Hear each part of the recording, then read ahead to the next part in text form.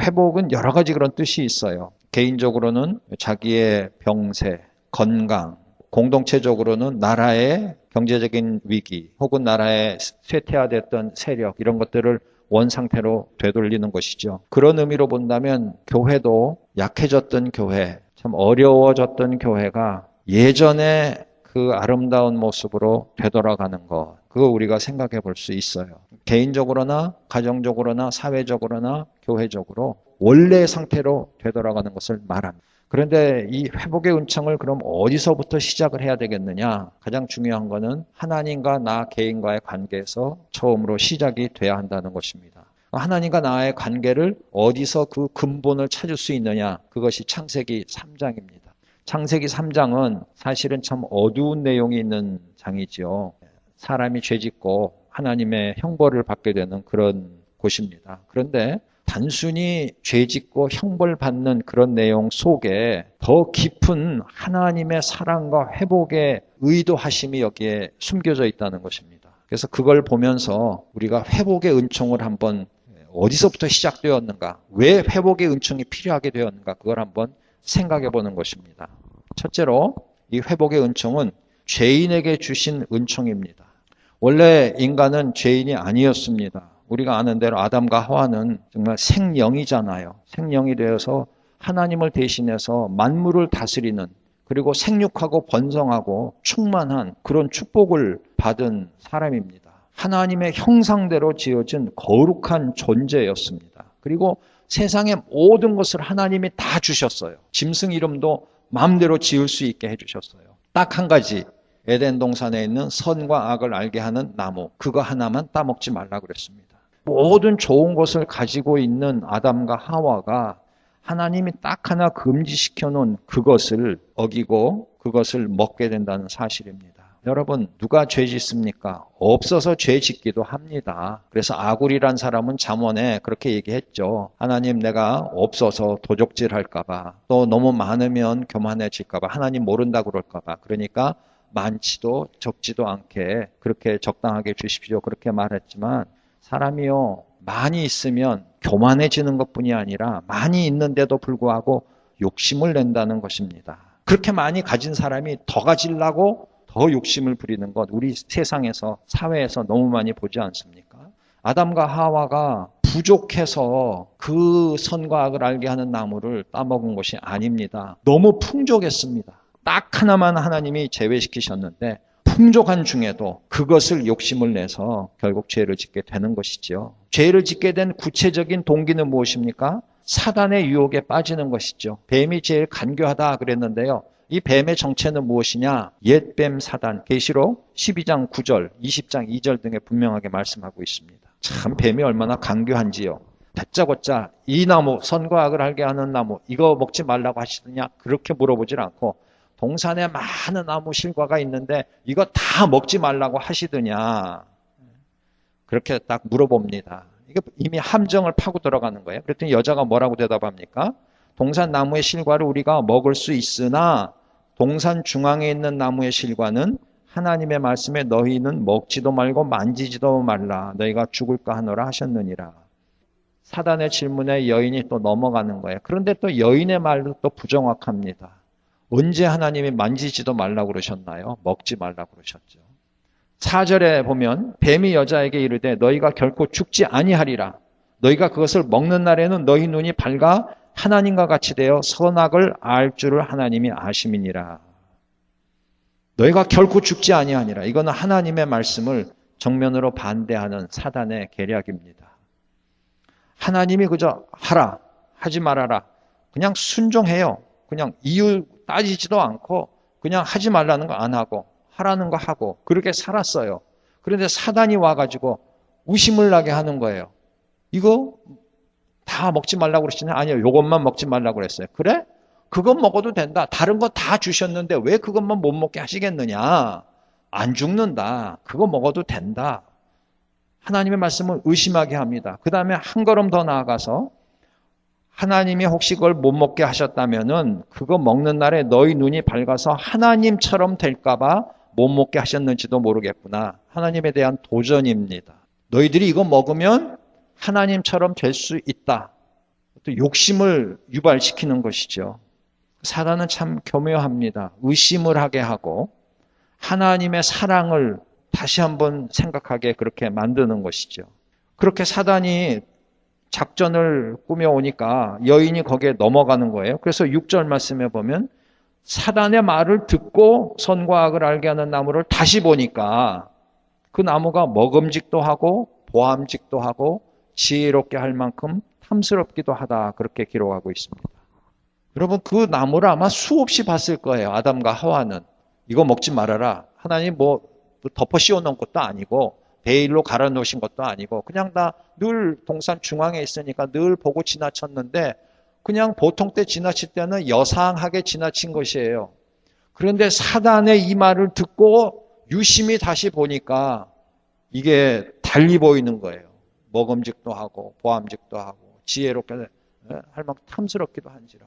왜 이렇게? 이미 의심이 들어갔고 하나님의 의도를 다시 한번 생각하게 되고 정말 먹어도 안 죽을까? 이런 생각이 들면서 다시 보니까 막 속에서 욕심이 나오기 시작하는 것입니다. 그래서 결국은 그 욕심에 이끌려 하나님의 말씀을 불순종하는 죄를 짓게 했지요. 우리가 누구의 말을 듣느냐가 중요합니다. 모든 관계 속에서 이 틈새로 들어오는 그런 말을 들으면서 그 관계가 깨지는 것입니다. 모든 관계 속에 그래요. 부부관계, 부모자식 관계, 친구관계. 그 원래 신뢰와 사랑의 관계였는데 그 사이를 비집고 들어오는 거예요. 그래서 의심나게 만드는 거예요. 상대방 믿지 못하게 하고요. 상대방의 사랑이 정말 순수한 사랑이 아니었다. 어쩌면 너를 경계하는 것이고 너로 하여금 좋은 것을 가지지 못하게 하는 것이다. 그런 의심을 하게 하는 거예요. 그런 마음이 들기 시작하면서 자기 마음속에 욕심이 생기는 것입니다. 불평이 생기고요. 원망이 생기고요. 내가 저걸 먹으면 더 잘 될 수 있겠다. 그런 생각도 생기고요. 그래가지고 결국은 관계가 깨지고 죄를 짓게 되는 것입니다. 여러분 이건 정말 우리가 조심해야 하는 것입니다. 누구의 말을 듣느냐가 중요합니다. 하나님은 어떤 분이십니까? 자기들을 만들어주셨고 모든 것을 다 주신 분이에요. 한 가지만 빼놓고. 그런데 자기에게 모든 것을 주지도 않고 자기를 지으지도 아니한 사단의 말을 듣고 모든 것을 주신 그 은혜의 하나님, 축복의 하나님을 의심하게 된 것입니다. 그래서 욕심이 또 생기고요. 그래서 결국은 돌이킬 수 없는 죄를 짓게 됩니다. 그런 자에게 하나님은 이제 그들에게 은총을 주십니다. 어떻게 주십니까? 첫째는 하나님이 찾으십니다. 이들이 이제 그 선과 악을 알게 하는 나무의 열매를 따먹고는 자기들이 벗은 줄 알았어요. 눈이 밝아졌어요. 무화과 나무 잎을 엮어서 치마를 만들었어요. 근데 선을 할 때 동산에 하나님의 거니시는 소리가 들리는 거예요. 그들이 하나님이 자기의 벗은 몸을 볼까봐 부끄러워가지고 나무 사이에 숨어버렸습니다. 하나님께서 9절 말씀해 보니까 아담을 부르십니다. 하나님이 진짜 어디 있는지 몰라서 부르시겠습니까? 아니죠. 아시면서도 내가 어디 있느냐 그렇게 9절 말씀에 하나님이 부르십니다. 아담이 뭐라고 대답합니까? 내가 벗었으므로 두려워하여 숨었나이다 그렇게 말합니다. 하나님이 누가 널 보고 벗었다고 하더냐? 내가 먹지 말라고 한 그 나무 열매 먹었느냐? 그렇게 말씀하시죠. 여러분 하나님은 찾아다니시는 하나님이에요. 죄인들이 하나님을 피해서 숨어 있을 때 하나님은 부르시고 찾아가시는 분이세요. 사람이 참 죄 지으면 양심이라는 게 있어가지고요. 죄 짓고는 그 사람을 똑바로 볼 수가 없는 거예요. 자꾸 피하게 되는 것이죠. 아담과 하와도 마찬가지예요. 하나님은 그런데 굳이 그런 사람을 찾아갑니다. 하나님이 에덴 동산에서는 직접 아담과 하와를 찾으셨는데 신약에 와서는 하나님께서 독생자를 말씀이 육신이 되게 하셔서 세상에 보내셔서 병든 자, 가난한 자, 눌린 자, 억울한 자를 찾게 하시고 그들을 부르셔서 하나님의 은총을 전하게 하셨다는 겁니다. 창세로부터 하나님은 죄인을 찾으십니다. 찾으러 다니십니다. 아담이 나와서 대화를 하면서 왜 그걸 먹었느냐 물어보십니다. 찾아서 뭘 하시려고 물어보셨을까요? 그들의 죄를 밝히는 것입니다. 왜? 치료해 주시기 위해서 그들의 죄를 밝히는 것입니다. 하나님이 물어보십니다. 그걸 먹었느냐? 아담이 뭐라 그럽니까? 12절 말씀에 하나님이 주셔서 나와 함께 하게 하신 여자, 그 여자가 주어서 먹었습니다. 참 아담이 하나님이 물어보셨을 때 그거 먹었느냐 했을 때 탁 엎어져가지고 하나님 잘못했습니다. 제가 그거 먹는 게 아닌데 그만 내 욕심이 그냥 가려가지고 내가 이렇게 먹었습니다. 이렇게 자복을 했으면 될 텐데 핑계대는 거예요.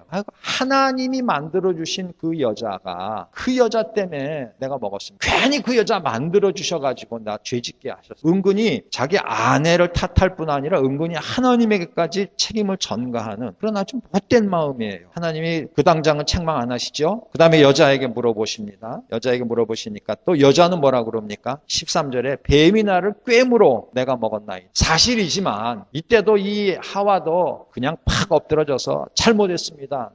하나님의 말씀보다 내가 이 뱀의 말을 들었네요. 의심하는 마음이 생겼네요. 내 마음에 욕심이 생겼네요. 그래서 그냥 따먹고 나만 따먹은 게 아니라 제 남편한테까지 줬네요. 정말 잘못했습니다. 용서해 주시옵소서. 이래야 되는 건데 뱀만 없었으면. 뱀을 만드신 분은 누구예요? 하나님이에요. 뱀만 없었으면 되는데 그 뱀이 나를 꿰물어 내가 먹었습니다. 이렇게 얘기를 하는 겁니다. 자기들의 죄를 정말 드러내놓고 사실 다 드러난 상황인데 하나님 다 알고 계시는데 그걸 그냥 솔직하게 인정하고 자복을 하면서 하나님께 용서를 구해야 되는 그런 상황인데 핑계를 대는 것입니다. 하나님은 그런 것을 용납하시는 분이 아니시지요. 하나님은 정말 자복하고 회개하는 자는 용서해 주시지만 핑계를 대고 피하고 변명을 하고 남을 탓하고 그런 사람에게 하나님은 당장 용서를 해 주시지 않습니다. 드디어 14절부터 하나님께서 이제 뱀부터 드디어 하나님의 형벌, 저주를 가하시죠. 그래가지고 너는 더욱 저주를 받아 배로 다니고 종싯돌로 흙을 먹을지어다.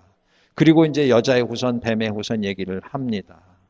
그리고 여자에게는 내게 잉태하는 고통을 더한다.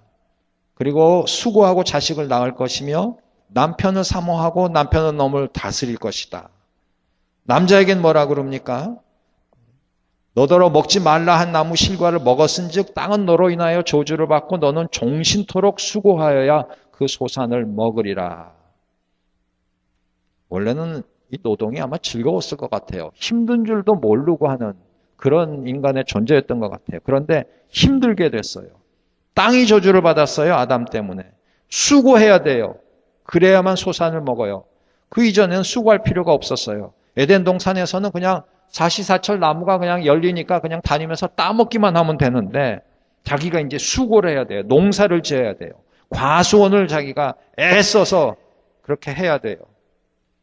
18절에는 뭐라고 그래요? 그렇게 수고를 하는데 땅이 협조해 주지 않는 거예요. 오히려 가시덤불과 엉겅퀴를 낼 것이다 그랬어요. 얼굴에 땀이 흘러야 식물을 먹고 필경은 흙으로 돌아간다. 근데 왜 이렇게 됐어요? 죄로 인해서 이렇게 된 거예요. 그래서 그냥 너희들은 이런 형벌 속에서 살 것이다 했는데요. 그런데 사실은 형벌로 끝나는 것 같은, 정말 판사가 판결 내리는 것으로 끝나는 것 같은 이 말 속에 사실은 죄인에게 형벌을 주시지만 형벌을 통해서 구원을 주시겠다는 암시가 여기 있는 것입니다. 그것이 창세기 3장 15절 말씀이에요. 내가 너로 여자와 원수가 되게 하고 너희 후손도 여자의 후손과 원수가 되게 하리니 여자의 후손은 내 머리를 상하게 할 것이요 너는 그의 발꿈치를 상하게 할 것이니라. 여자의 후손과 뱀의 후손. 뱀은 사단으로 간주하면 결국 사단과 여인의 후손으로 오신 예수 그리스도가 십자가에서 죽으실 것이고 십자가에 죽으시지만 사흘 만에 부활하셔서 사망의 권세를 깨뜨리실 것을 미리 예언하고 있다. 여기서 여인의 후손, 사단의 후손 머리를 깨뜨릴 것이다. 다시 말하면 사단의 머리를 깨뜨릴 것이다. 사단의 최고의 권세인 사망의 권세를 깨뜨릴 것이다. 그렇게 여기서 예고해 주시는 것이죠. 그 형벌을 받은 여인이고 형벌의 방법으로 해산의 수고를 해야 되지만 해산의 수고를 통해서 낳은 후손 중에서 결국은 사단의 모든 세력을 깨뜨리고 죄인들을 구원해 주실 메시아가 오실 것임을 여기서 미리 가르쳐주고 있는 것이죠. 그래서 이 속에 형벌로 끝나는 게 아니라 하나님이 회복시켜 주시고자 하시는 의도와 하나님이 주시고자 하시는 은총이 이 안에 포함되어 있다는 것입니다. 다만 구원을 너무 쉽게 고통 없이 주지는 않으신다는 것입니다. 형벌은 형벌대로, 죄의 값은 죄의 값대로 치르게 하시고 그러나 완전히 멸망당하는 존재가 아니라 앞으로 하나님이 구원해 주실 것을 암시해 주시면서 하나님이 이렇게 말씀을 해 주시는 것입니다. 죄인을 찾으시는 은총은 죄의 문제를 해결해 주시고 그 죄의 형벌이 있지만은 그 형벌과 고통을 통해서 온전히 사함을 받고 구원을 받을 수 있는 것으로 인도해 주는 그런 도구로서 고통을 허락하실 수 있다는 것입니다. 아담과 하와도 마찬가지였어요. 하나님이 그래서 아마 어쩌면 형벌을 주셨는지도 모르겠어요. 여인은 아이를 낳을 때마다, 남자는 땅을 팔 때마다, 땀을 흘릴 때마다 다시 생각하게 되는 것이죠. 물론 용서함을 받긴 받았지만 여러분, 주님이 주시는 이 회복의 은총을 너무 쉽게 받으려고만 하지 마십시오. 주님의 이 회복의 은총이 아니었다면 나는 어떻게 됐을까? 그걸 생각하시면서 정말 이 고통 속에서 그 은총을 받아서 정말 자유함을 누리는 저와 여러분들이 될 수 있기를 간절히 기원합니다. 세 번째로는요, 이 회복의 은총은 죄인에게 주셨고 죄인을 찾아서 형벌을 통해서 주신 은총이지만 제일 중요한 건데요, 희생을 통하여 주시는 은총이라는 것입니다. 오늘 우리가 읽은 본문으로 이제 넘어갑니다. 아담이 그 아내를 하와라 이름하였다 그럽니다. 여러분, 하와의 뜻이 무엇입니까? 영어로는 living, 살아있다는 거예요. making alive, 살리게 하다 그런 뜻이에요. 그래서 의역을 하면 생명을 주는 자다 그런 얘기예요. 정말 여인들은 생명을 주는 자죠. 10달 동안 뱃속에다가 그걸 품고 있다가 그 다음에 고통을 통해서 새로운 생명을 이 세상에 내놓는 것이죠. 아담이 자기 아내 이름을 하와라고 이때 처음 이름을 짓게 되는데 그 전까지는 그냥 여자 그러지 않는데 이 20절부터 가서 하와라는 이름이 생기는데요. 그 하와라는 이름의 뜻이 바로 생명 혹은 살게 하는, 생명을 주는 자 그런 뜻이에요. 그래서 모든 산자의 어머니가 됐다 그렇게 얘기합니다. 여인의 희생이 있지요. 생명을 탄생하게 하기 위해서 여인은 10달의 그 모든 것을 감당해야 하고 마지막 순간에는 해산의 고통을 해야 한다는 것입니다. 그러나 그 해산의 고통을 통해서 자신도 구원을 받는다는 것입니다. 디모데전서 2장 14절로 15절에 보면요, 이렇게 기록되어 있어요. 아담이 꾀임을 보지 아니하고 여자가 꾀임을 보아 죄에 빠졌음이니라. 그러나 여자들이 만일 정절로서 믿음과 사랑과 그 해산함으로 구원을 얻으리라 그랬어요. 고통을 통해서 새로운 생명을 낳게 하시고 고통을 통해서 본인도 구원을 받는다 그 말이에요. 희생이 있단 말이에요. 구원, 새로운 생명을 낳는 데에는 누군가의 희생이 있다 그 말입니다. 여인의 희생이 있었습니다. 세상의 모든 어머니들의 희생이 있습니다. 그래서 새로운 생명이 태어난 것이고 자기도 구원을 받는다는 것입니다. 여러분, 희생 없이는 회복의 은총을 받을 수 없다 그 말입니다. 한 걸음 더 나갑니다. 21절, 여호와 하나님이 아담과 그 아내를 위하여 가죽옷을 지어 입히시니라. 가죽옷을 지어 입히기 위해서는 어떤 일을 해야 합니까? 가죽을 벗겨야죠. 누구의 가죽을 벗깁니까? 짐승의 가죽을 벗겨야죠. 짐승의 가죽을 벗기면 어떻게 됩니까? 짐승은 죽겠지요. 피를 흘림이 있지요. 새 생명을 얘기해서 여인이 고통을 해야 되지만 여인이 죽지는 않잖아요. 그런데 가죽옷은 뭐예요? 짐승이 죽은 것이에요. 하나님이 이렇게까지 배려해 주시는 거예요. 아담 보고 내 아내를 죽여야만 네가 구원받겠다 그렇게 하시지는 않았어요. 아담과 하와의 죄를 가려주시기 위해서 짐승을 대신 희생시키셨어요. 그리고 가죽옷으로 그들의 죄에 부끄러운 것을 덮어주셨습니다. 하나님의 은혜입니다. 이것이 희생을 통하여 주시는 회복의 은총입니다. 캄보디아 빈민촌에 가서 사역하시는 김연희 선교사님이라는 여자분이 계십니다.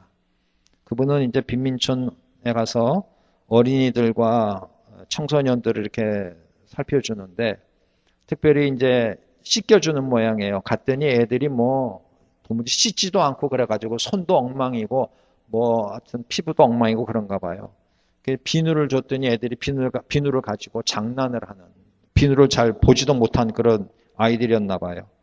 그래서 비누로 다 씻겨주고 또 손톱 밑에 그냥 때가 까맣게 끼어서 그 손톱도 다 깎아주고 밥도 해주고 하는데 그렇게 사역을 하다가 그 보드라운 자기 손이 아토피성 생겨가지고 자기 손이고 뭐고 피부가 엉망이 됐다는 것이죠. 그래도 그 아이들을, 그 더러운 아이들 데려다 씻기고 깎아주고 하면서 깨끗하게 된 아이들 보고 지네들도 신기해하고 이 선교사님도 아주 기뻐하는데, 그 아이들 그렇게 씻겨주고 손톱 깎아주고 하다가 이런 생각이 들었다는 거죠. 하나님도 나를 바라보실 때 얼마나 깨끗이 닦아주고 싶어 하실까. 육신적으로는 그 아이들 보면서 자기는 나는 깨끗하고 그 사람 더럽다고 보지만, 하나님 앞에 볼 때 죄인으로서의 내 모습은 그들과 비슷하지 않아. 내가 그들 그 더러운 걸 씻겨주고 깎아주고 해서 깨끗하게 하면 기쁘잖아요. 예? 그런 거 느낀 것처럼 나의 이 더럽고 추한, 영적으로 볼 때 내 손톱에 때가 가득한데 육적으로 나는 깨끗하다고 그러고 있는 것이죠. 모르고 있는. 하나님 보시기에 나를 얼마나 깨끗이 닦아주고 싶어 하실까 생각했다는 것입니다. 여러분, 이 하나님, 창세기 3장에 나온 하나님, 바로 그런 하나님이세요. 아담과 하와가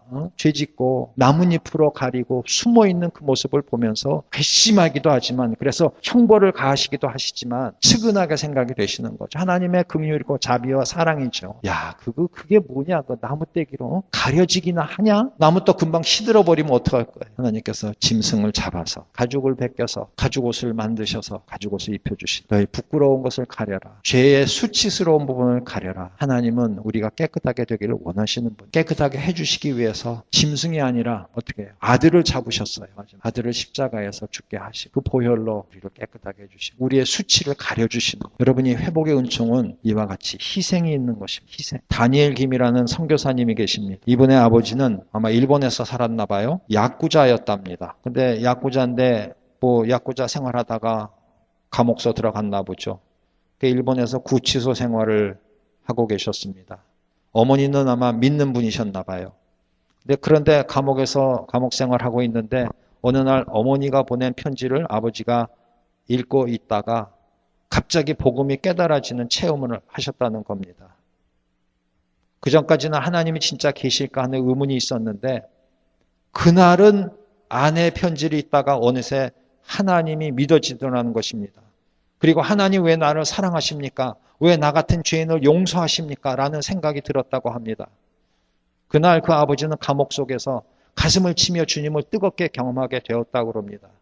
아버지는 자신이 죄인이라는 생각이 들자 하나님 앞에 옷을 입고 있는 것도 죄송해서 옷을 다 벗고 무릎을 꿇고 기도하려고 했습니다. 그런데 나 같은 죄인은 무릎 꿇을 자격도 없다라는 생각이 들어서 밤새도록 서 있었다고 합니다. 하룻밤 동안 그렇게 주님을 경험하고 다음날 새벽 아버지 입에서 이런 고백이 터져 나왔다고 합니다. 주님, 제가 많이 용서받았으니 많이 사랑해 드리겠습니다. 여러분, 이거 생각해 보십시오. 죄 용서함 받은 그 감격이 얼마나 크면 옷을 다 벗어, 아담의 상태로 돌아간 옷을 다 벗고 무릎을 꿇으려다가 나 같은 존재는 무릎 꿇을 자격도 없다. 서서 벌 받는 거죠. 옷을 벗은 채로 감방 속에서 남들이 보면 미쳤다고 그러겠죠. 그래서 하룻밤을 지낸 거예요, 이분이. 그리고 어머니의 기도대로 아버지는 장로님이 되셨어요. 그리고 후쿠오카에 있는 교회를 개척하시고, 그리고 은퇴하신 지금도 하루를 기도와 말씀으로 시작하고 끝마치신다고 합니다. 그리고 이 다니엘 김은 선교사가 되었고, 다니엘 김의 동생은 지금 풀러 신학교에서 설교학 박사 과정을 공부하고 있다고 합니다. 아버지를 변화시킨 복음은 온 가족에게 새로운 소망이 되었다. 예수 그리스도가 없는 삶은 죽은 삶이다. 마치 암흑 속에 있는 것과 같다. 그분의 은혜만이 우리를 소생시키시고 온전한 삶을 살 수 있게. 우리 너무 값싼 복음, 너무 편하게 믿으려고, 여러분, 죄 용서함 받았다는, 주님 앞에 설 수 없는 자, 부끄러워서 숨어야만 하는 자들이 회복의 은총을 받았다는 거, 이건 감격입니다. 우리가 이 다니엘 김의 아버지처럼, 그 장로님처럼, 김 장로님처럼 되지는 못할지, 여러분, 우리는 너무 뻔뻔한 거 아닐지 모르겠습니다. 이 구원 그렇게 값싼 구원 아닙니다. 하나님의 아들 독생자의 보혈로 이루어진 구원입니다. 주홍같이 붉은 죄가 눈같이 희게 된 것입니다. 여러분이 정말 그런 감격을 가지고 계시다면 주님께 나아오실 때에 정말 이분처럼 이렇게 나오지는 않더라도 감사와 겸손과 은혜 충만한 모습이 될 줄로 믿습니다. 이제 금년 1년 동안 이 회복의 은총을 체험합시다. 다시 체험합시다. 그리고 회복의 은총을 전하는 저와 여러분들이 되시기를 기원합니다.